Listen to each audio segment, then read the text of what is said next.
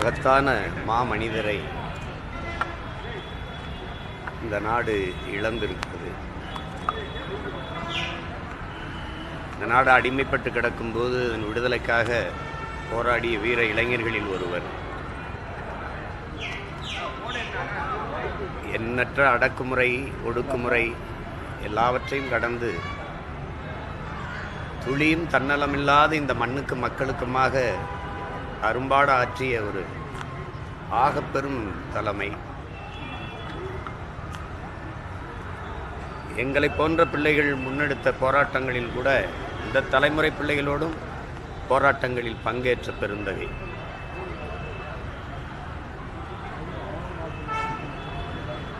எவராலும் குறை சொல்ல முடியாத ஒரு மனித புனிதர். அவர் இன்று நம்மோடு இல்லை என்பதை நினைக்கும்போது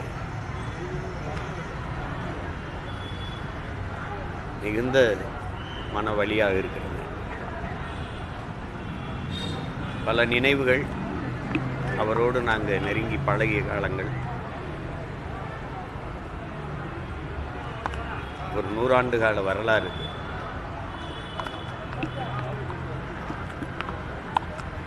ஒரு தலைவன் இப்படி இருக்கணும்,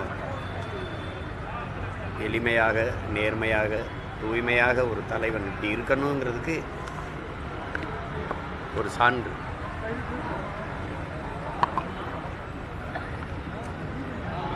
அவரை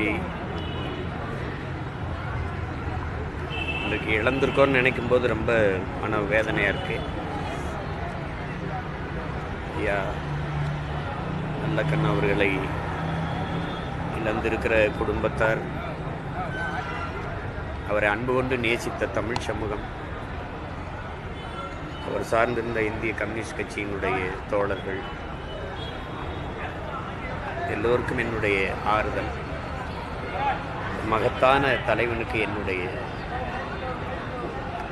புகழ் வணக்கத்தை செலுத்துகிறேன்.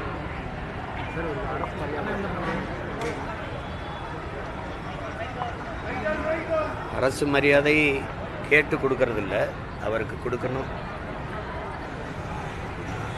தன் உடலை கூட கொடையாக கொடுத்துருக்கிறார் அந்த மருத்துவமனைக்கு. செய்வாங்கன்னு நினைக்கிறேன்.